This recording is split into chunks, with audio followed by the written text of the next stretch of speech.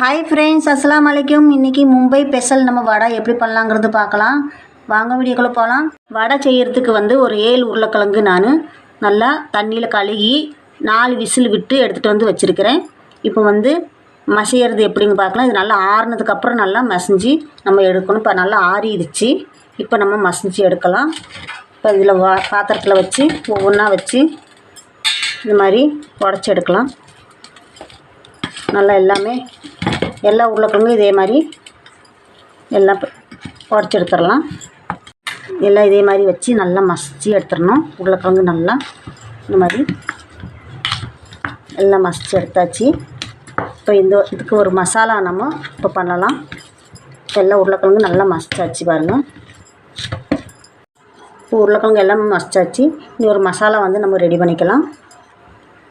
ஒரு mixer jar எடுத்து வச்சுருக்கிறேன் மசாலா அரைக்கிறதுக்கு. இப்போ மசாலா இதில் ஒரு 5 பச்சை மிளகா, 2-3 துண்டு இஞ்சி, ஒரு கொத்து கருவேப்பிலை, ஒரு 8 பூண்டு, இது எல்லாத்தையும் போட்டு இப்போ மிக்சர் ஜாரில் போட்டுடலாம்.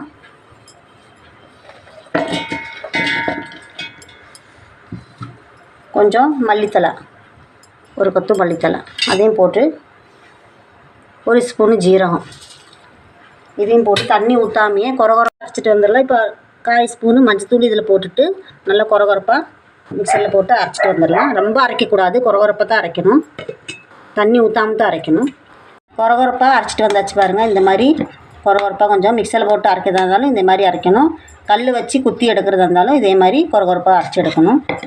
இப்போ நம்ம தாளித்து விட்றது பார்க்கலாம். அடுப்பு ஆன் பண்ணி ஒரு பேன் வச்சாச்சு தாளிக்கிறதுக்கு. இப்போ 2 ஸ்பூனு எண்ணெய் ஊற்றிக்கலாம். அவ்வளோதான். கடுகு போட்டுக்கலாம், ஒரு ஸ்பூனு.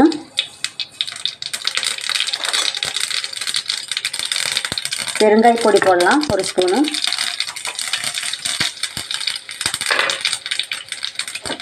நல்லா வதக்கி விட்டுடலாம். நல்லா இலக்கி கடுகு போட்டுனதுக்கப்புறம் நம்ம மசாலா போட்டுடலாம். அடுப்பு ஸ்லோவாக வச்சுட்டு நல்லா வதக்கி விட்டுறணும் மசாலாவை. அடுப்பு நல்லா ஸ்லோவிலே வச்சு வதக்கி விட்டுறணும். இப்போ நல்லா வதக்கி விட்டாச்சு. பச்சை வாசனையெல்லாம் போயிடுச்சு. இதிலே உருளைக்கிழங்கு மசிச்சு வச்ச உருளைக்கிழங்கு நம்ம போட்டுடலாம்.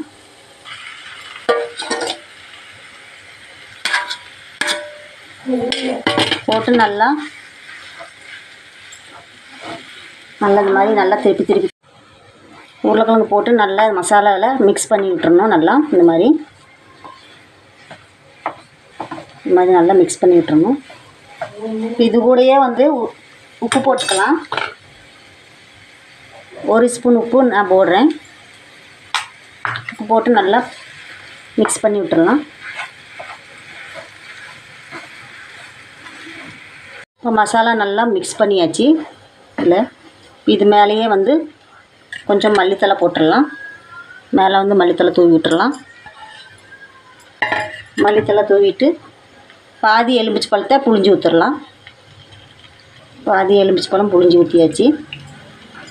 இப்போ நல்லா இலக்கி விட்டுறலாம். நல்லா ஒன்று கூடி மிக்ஸ் பண்ணிவிட்டு அடுப்பு ஆஃப் பண்ணிக்கலாம். நல்லா ஆறட்டும். ஆறினதுக்கப்புறம் பார்க்கலாம். நல்லா மிக்ஸ் பண்ணியாச்சு பாருங்கள். எலுமிச்சை பழம் எல்லாம் ஊற்றி நல்லா மிக்ஸ் பண்ணி வச்சாச்சு. இன்னும் நம்ம ஆற விட்டுறலாம். வேறு பாத்திரத்துக்கு மாற்றிட்டு ஆற வச்சிடலாம். இப்போ வேறு பாத்திரத்துக்கு மாற்றிடலாம். நல்லா ஆற வச்சிடலாம். ஆறுனதுக்கப்புறம் நல்லா ஆறணும். நல்லா ஆறுனதுக்கப்புறம் தான் கை போட்டு நம்ம உருண்டை பண்ண முடியும். நல்லா ஆறட்டும் ஃபஸ்ட்டு. இப்போ தட்டில் போட்டு நல்லா ஆற வச்சுருக்கிறோம். நல்லா ஆறத்துக்குள்ளே வடைக்கு ஒரு கடலை மாவு போட்டு நல்லா மாவை கலக்கி வச்சிடலாம். அது எப்படி கலக்கலாங்கிறது பார்க்கலாம் வாங்க. பாத்திரம் எடுத்து வச்சுருக்கிறேன். பாத்திரத்தில் கடலை மாவு ஒரு 3/4 கப்பு கடலை மாவு நான் போடுறேன். நல்லா சளிச்சு எடுத்துகிட்டு வந்திருக்கிறேன். 3/4 கப்பு போட்டாச்சு. இப்போ 1 ஸ்பூனு அரிசி மாவு போட்டுக்கலாம். அரிசி மாவு போட்டோன்னா நல்லா கிறிஸ்பியாக கிடைக்கும். நல்லா முறுமுறுன்னு இருக்கும் வடை. அதனால தான் அரிசி மாவு போட்டிருக்கிறேன். உப்பு போட்டுக்கலாம். உப்பு ஒரு 3/4 ஸ்பூனு போட்டிருக்கிறேன். பெருங்காய பொடி ஒரு 1/2 ஸ்பூனு.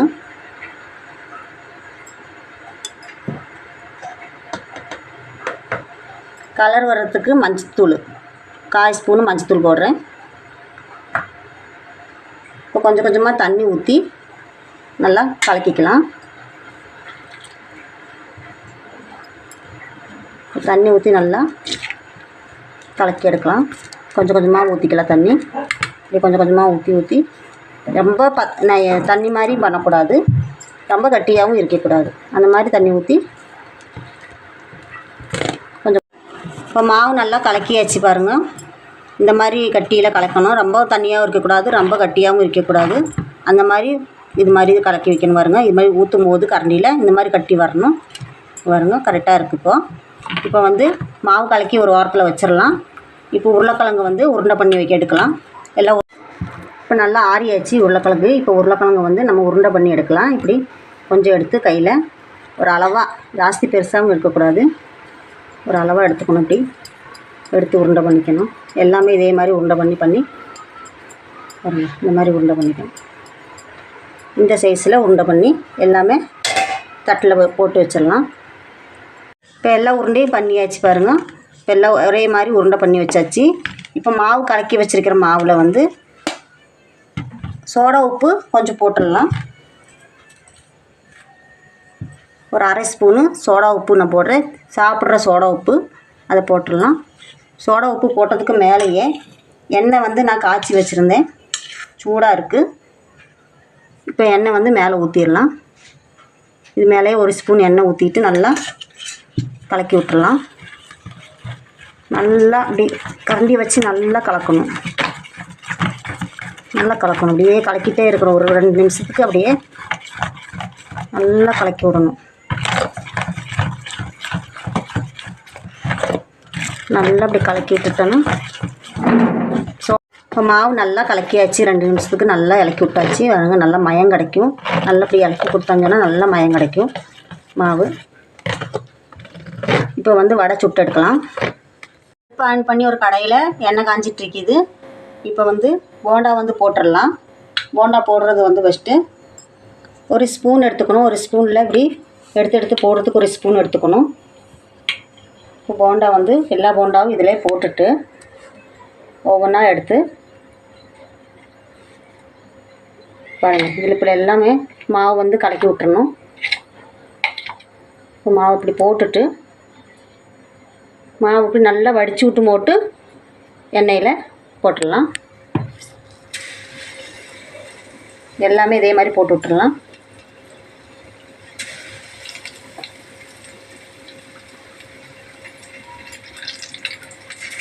எல்லாத்தையும் போட்டுடலாம். எல்லா வடையும் இது மாதிரி போட்டுடணும். ஸ்பூனில் போடும்போது கையிலே ஆகாது. அப்புறம் அதில் போடும்போது கையில் போடும்போது வாழை மாதிரி வரும். அதனால் ஸ்பூனில் போடும்போது வாழை மாதிரி வராது. அதனால் அது நல்லாயிருக்கும். எல்லாத்தையும் திருப்பி போட்டுடலாம்.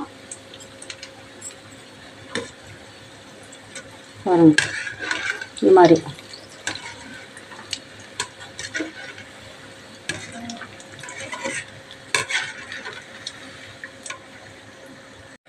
இப்போ எடுத்துடலாம். வடை ஆயிடுச்சு பாருங்க. சூப்பராக வந்திருக்கு பாருங்க. இப்படி எல்லாத்தையுமே சுட்டு எடுத்துடலாம். சூப்பராக வந்திருக்கு பாருங்க. வடை வந்து சூப்பரான வடை சுட்டை எடுத்தாச்சு. மேலே வந்து மல்லித்தலை போட்டாச்சு. இனி வந்து பச்சை மிளகா வந்து காரம் இல்லாத பச்சை மிளகா இப்போ வந்து எண்ணெயிலே அதே மாதிரி போட்டு எடுக்கலாம் பாருங்க.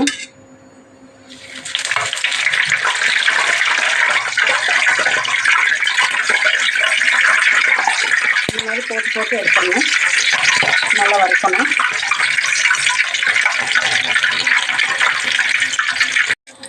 இப்போ எல்லாம் வறுத்து எடுத்தாச்சு. இது மேலேயே கொஞ்சம் உப்பு போட்டுக்கலாம். லைட்டாக அப்படி உப்பு தூவி மேலே உப்பு போட்டு அப்படியே வடையில் போட்டுடலாம் வரணும். சூப்பரான வடை ஆயிடுச்சு.